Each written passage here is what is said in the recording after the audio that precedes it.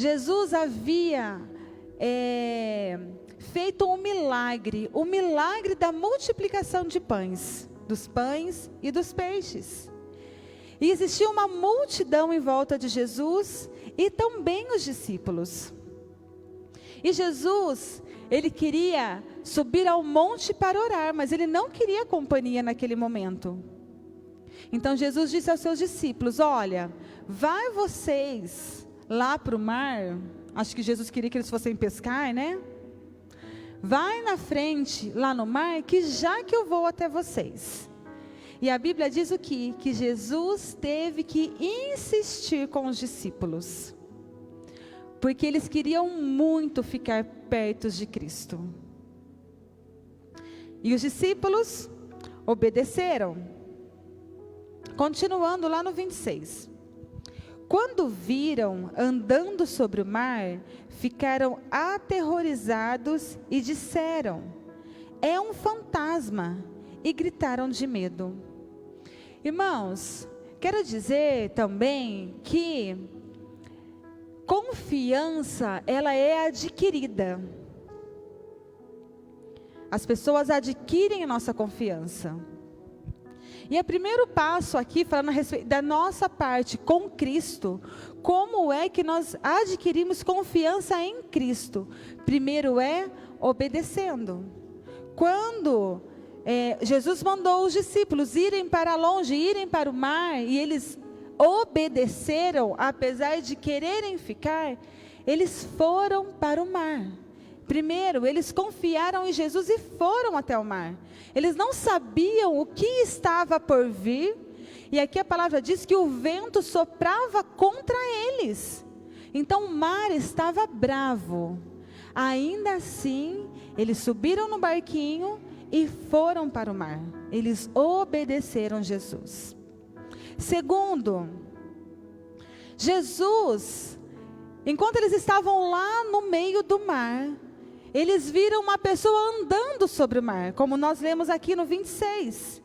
Quando o viram andando sobre o mar, ficaram aterrorizados e disseram: é um fantasma, e gritaram de medo. A confiança, irmãos, também nós adquirimos coragem. Eles precisaram de coragem, e quando eles estavam lá em alto mar, eles viram um fantasma, porque é inimaginável alguém andar sobre as águas. Eles nunca tinham visto isso acontecer. Eu nunca vi. Você já viu alguém andar sobre as águas? Eu nunca vi. Então era uma coisa, irmãos, extraordinária. E Jesus estava indo na direção deles, andando sobre as águas.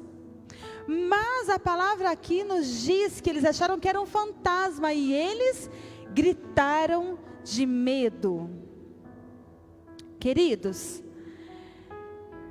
confiança não significa que nós não teremos medo. Não significa que o medo não vai existir nas nossas vidas. Mas nós precisamos de coragem para dar um passo à frente. Então, às vezes nós confundimos que o fato de eu ter medo, ou melhor, às vezes o fato de eu estar com medo me impede de fazer algumas coisas. Mas o fato de eu estar com medo significa que eu tenho que estar com os meus olhos em Cristo para poder prosseguir, porque o medo não pode me paralisar. Porque o medo, em algumas situações, ele vai aparecer.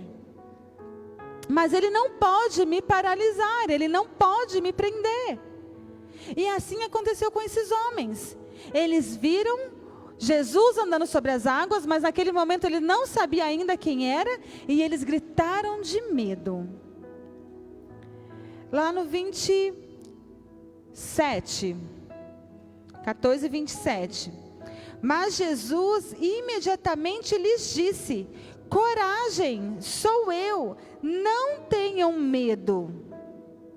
Senhor, disse Pedro, se és tu, manda-me ir ao teu encontro sobre as águas.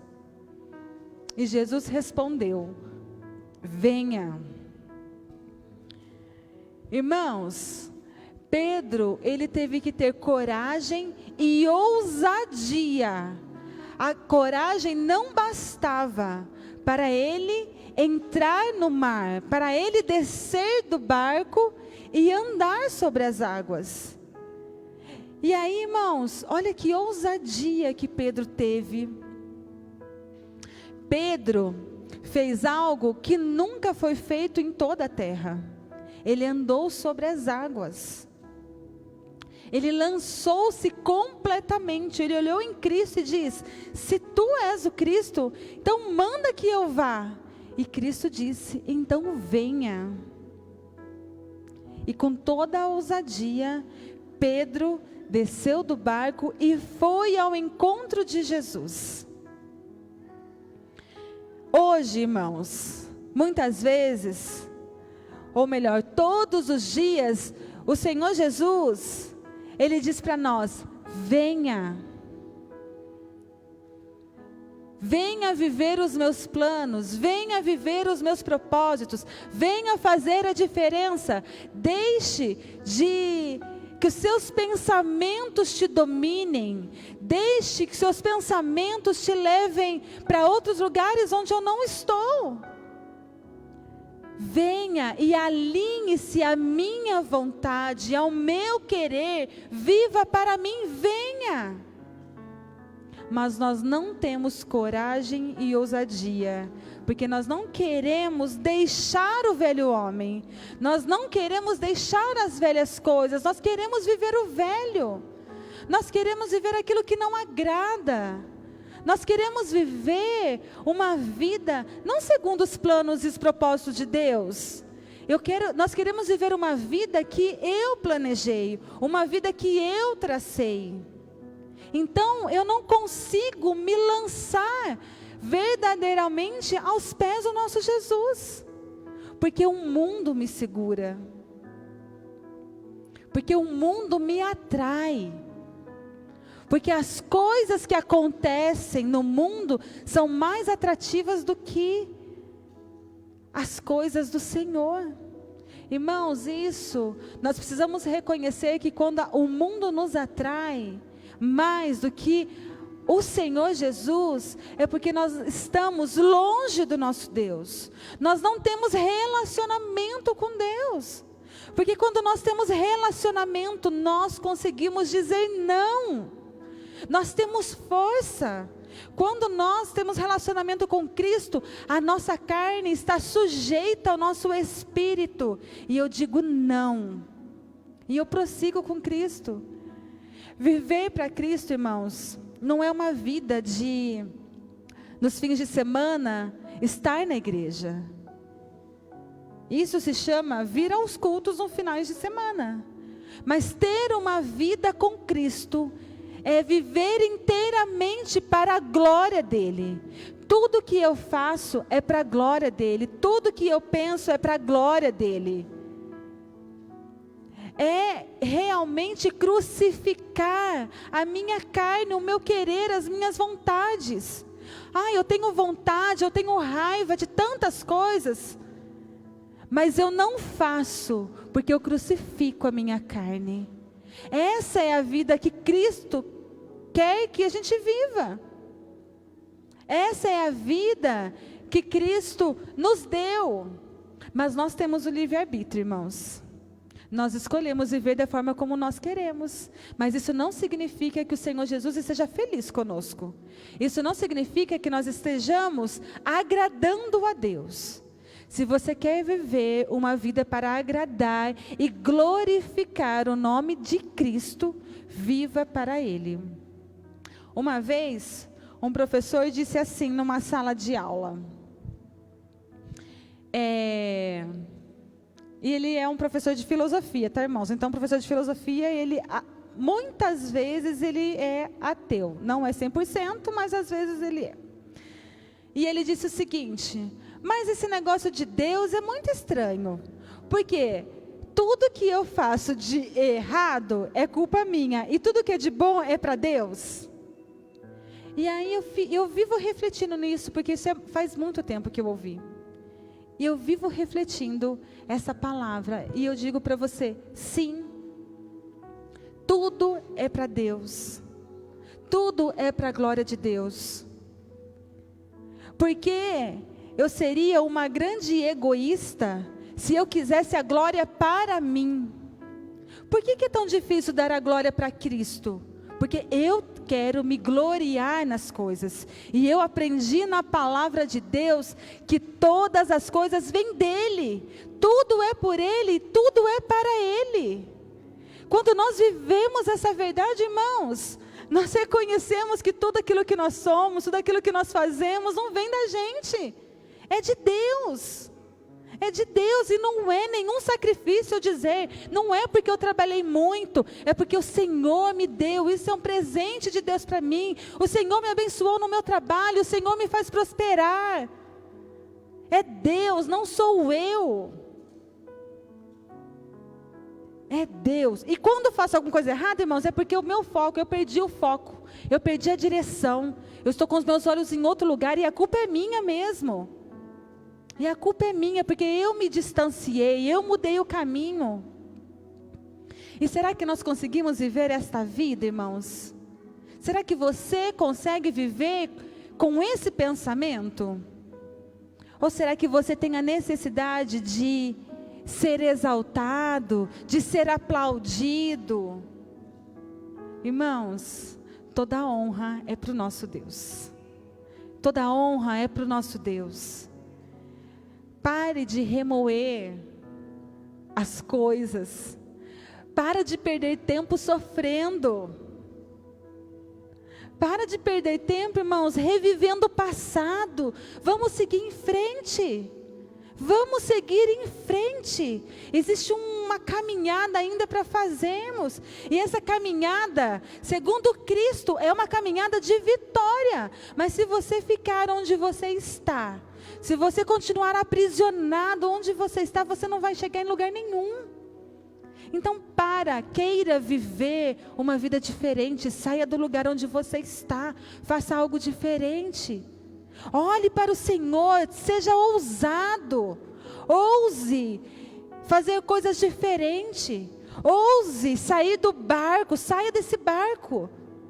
Que às vezes está navegando lá em alto mar, sem rumo, sem direção, e o vento fica batendo para lá e para cá, e você não encontra Jesus.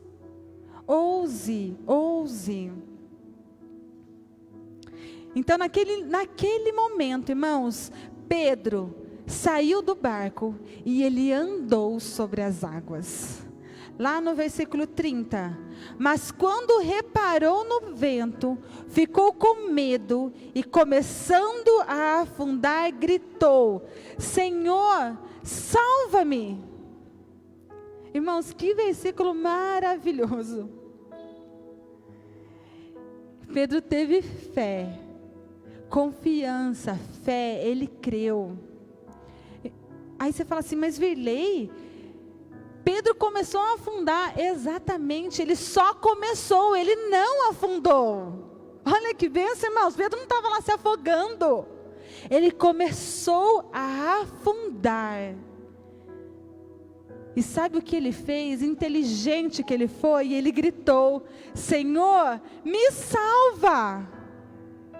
Irmãos, o teu barco está afundando, você está afundando, já está se afogando, grita: Jesus, salva-me, Jesus, por favor, me salva, é o Senhor, eu não tenho mais para onde correr, é só o Senhor, eu estou na sua dependência, porque quem pode nos livrar de um afogamento?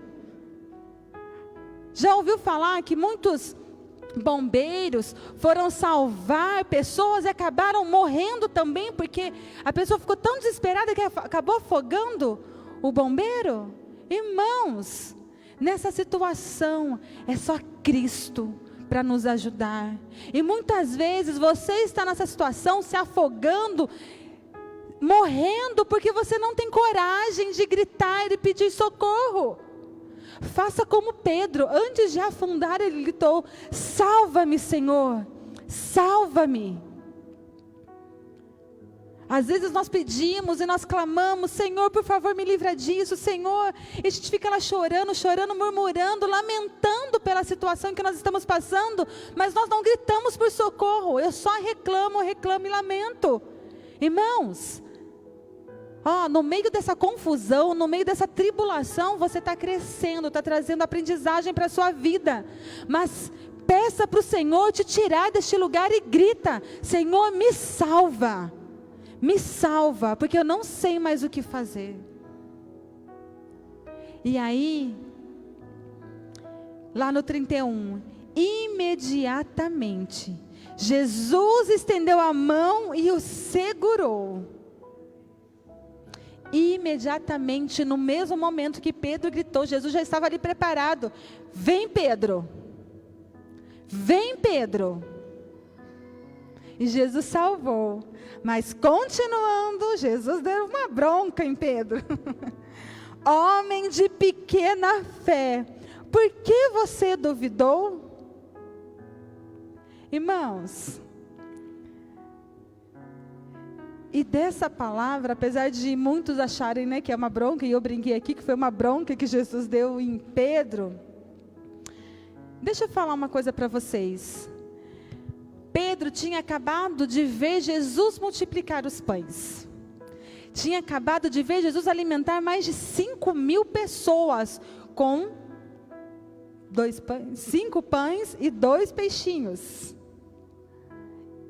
E aí me fala, Pedro, com toda aquela ousadia, coragem, fé, andando sobre as águas, por que Pedro, ele se perdeu? Por que Pedro começou a afundar? Ele obedeceu, ele teve coragem, ele teve ousadia, ele teve fé. Mas, irmãos, Pedro continuava sendo humano. E você sabe que muitas vezes nós somos seres humanos que queremos ser seres invencíveis. Nós não conseguimos enxergar em nós homens e mulheres que sofrem algumas derrotas. Nós não conseguimos, às vezes não admitimos a humanidade em nós. Muitas vezes nós cometemos alguns erros e nós nos crucificamos por conta desses erros. Mas esquecemos que existe um Jesus que está ali para nos salvar. Irmãos, o que eu quero dizer aqui a respeito de que quando Jesus fala homem de pequena fé, por que você duvidou? Nós fazemos isso todos os dias. E o Senhor Jesus continua a nos amar, ainda assim. Ainda que a gente duvide, ainda que os nossos olhos saiam de Cristo, ainda que paramos de olhar para Cristo e começamos a olhar para as circunstâncias, para a tempestade, o Senhor, Ele continua sempre ao meu lado, pronto para me resgatar do lugar onde eu estou. Então, se você está sofrendo qualquer coisa, queridos, é só você chamar por socorro, é só você pedir por ajuda. Não hesite em gritar por Cristo. Chame por Ele, clame por Ele. Outra lição que eu tiro desse versículo, e eu digo que Pedro, apesar de ouvirmos falar muito a respeito dele, mas ele era uma pessoa ensinável. O que é uma pessoa ensinável? Uma pessoa que se submete a aprender. Uma pessoa que busca aprimoramento ao ser ensinada. Irmãos, tem uma passagem na Bíblia que fala a respeito, eu não sei se é o bambu, não sei, mas que ele se dobra, mas não quebra, né? Irmãos, quantas vezes, a pastora fala bastante a respeito, nós não temos a cerviz nós não dobramos a nossa serviço, nós não nos dobramos, nós não nos submetemos, nós não reconhecemos que nós erramos, nós não voltamos atrás. Quando você faz tudo isso, se você faz tudo isso é porque você não é uma pessoa ensinável, você não se submete a outro, você não se submete à palavra do Senhor. Se o Senhor Jesus está dizendo, olha, confie em mim, e você continua trabalhando por sua conta, você não está aprendendo, você não é uma pessoa ensinável, você insiste em permanecer como você está, você é teimoso. Pedro aqui, ele se submete a aprender. E disso tudo ele tira uma lição. Depois, um pouco mais à frente, eu gostaria que os irmãos abrissem agora a Bíblia, lá em João 6,68. João, capítulo 6, no versículo 68. Aqui essa palavra está dizendo que Jesus estava rodeado por muitos discípulos, muitas pessoas, e Jesus começou a ensinar e dizer a eles coisas que eles faziam, coisas que estavam erradas. Jesus começou a ensinar, mas aqueles discípulos, irmãos, não eram só 12 discípulos, mas eram muitos, tinha mais de 1000 discípulos, mais de 1000 pessoas ali em volta. E se eu não estou enganada, era 20.000, tá? Quando Jesus começou a ensinar aquelas pessoas, sabe o que eles fizeram? Foram embora. Irmãos, imagina Jesus rodeado por 20.000 pessoas, e de repente ele começar a ensinar, e as pessoas darem as costas e irem embora. Foi isso que eles fizeram. E Jesus, depois ficaram só os 12, e Jesus disse para Pedro, ou melhor, para os discípulos, os 12 que ficaram, olha, se vocês quiserem, pode ir embora também. Mas Pedro já tinha aprendido a lição, e ele responde o que para Jesus? Senhor, para quem iremos? Tu tens as palavras de vida eterna. Nós cremos e sabemos, és o Santo de Deus. Amém, queridos? Pedro aprendeu, ele sabia quem era o Cristo, ele sabia quem era Jesus, e ele não queria outro lugar, ele não queria outra pessoa que não fosse Jesus. Nós vamos iniciar essa semana, ou melhor, nós estamos iniciando hoje essa semana, estamos iniciando dentro do templo, dentro da casa do Deus vivo. Nós estamos iniciando uma semana, irmãos, e nós teremos muitas oportunidades para correr para muitos lugares, para poder resolver os nossos problemas, as nossas dificuldades do nosso jeito. Com certeza nós sofreremos grandes tentações nessa semana, mas que você tenha sua mente, os seus pensamentos em Cristo. Para onde iremos nós? Para quem nós correremos? Eu vou correr para os meus pensamentos, para a minha inteligência, para a sabedoria humana? Não, vamos correr para Cristo. Vamos confiar em Cristo. E se você passar por uma situação tão difícil, o seu barco estiver afundando, as coisas não estão dando certo para você, querido, então se encha de obediência, de coragem, de ousadia, tenha fé e seja ensinável. Deixe a palavra, a verdade de Cristo transformar a sua vida. Viva a palavra, coloque em prática aquilo que nós estamos aprendendo. Aquilo que o Senhor está falando conosco. Irmãos, vir para a igreja, ouvir a palavra e não colocar em prática, não tem sentido. Não tem sentido. Nós precisamos praticar. E você terá oportunidades nessa semana de praticar aquilo que você aprendeu nesse fim de semana. Então pratique, não hesite, não pense. E agora, eu faço ou eu não faço? Eu cedo à tentação ou eu não cedo à tentação? Irmãos, é neste momento que nós aprendemos. É nesse momento, é quando nós temos a oportunidade de praticar aquilo que nós ouvimos, aquilo que o Espírito Santo falou conosco. Se essas palavras estão vindo para nós hoje, é porque com certeza algo vai acontecer, e o Espírito Santo já está se antecipando e nos mostrando. Então tome a decisão certa, confie no Senhor, ainda que no primeiro momento você pense que está sendo lesado, você pense que está sendo, que você não está obtendo alguma coisa. Confie no Senhor, confie no Senhor. Abra sua Bíblia, lá no Salmos 91.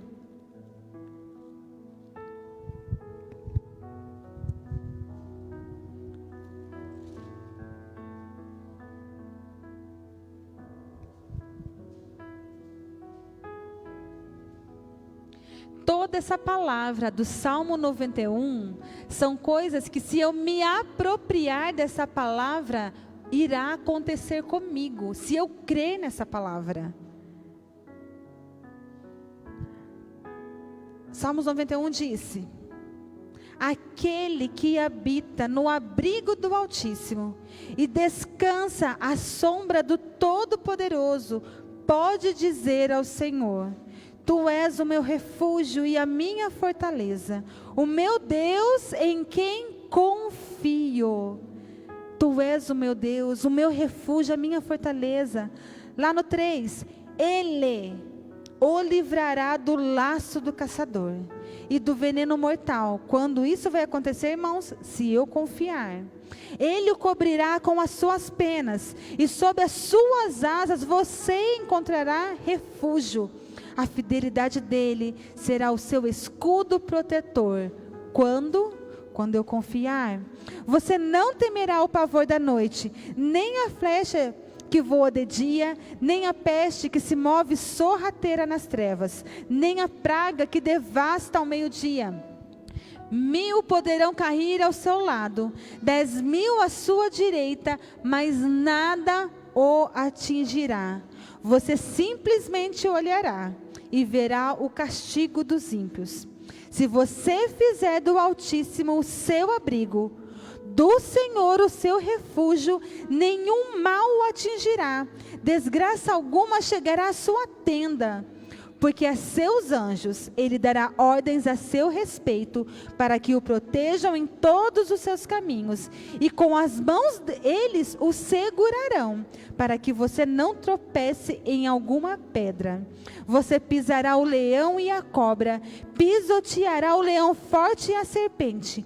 Porque ele me ama, eu o resgatarei, eu o protegerei, pois conhece o meu nome. Ele clamará a mim e eu lhe darei resposta. E na adversidade estarei com ele. Vou livrá-lo e cobri-lo de honra. Vida longa eu lhe darei e lhe mostrarei a minha salvação. Aleluia! Essa palavra é para nós hoje. Você está coberto, você está guardado debaixo da sombra do Altíssimo. Irmão, tome posse dessa palavra. Eu estou, Senhor, eu creio, eu acredito. Nada pode me atingir. Flechas vêm, tribulação vem, coisas para me tirar do alvo vem, mas eu estou segura e refugiada no meu Deus. Amém? Então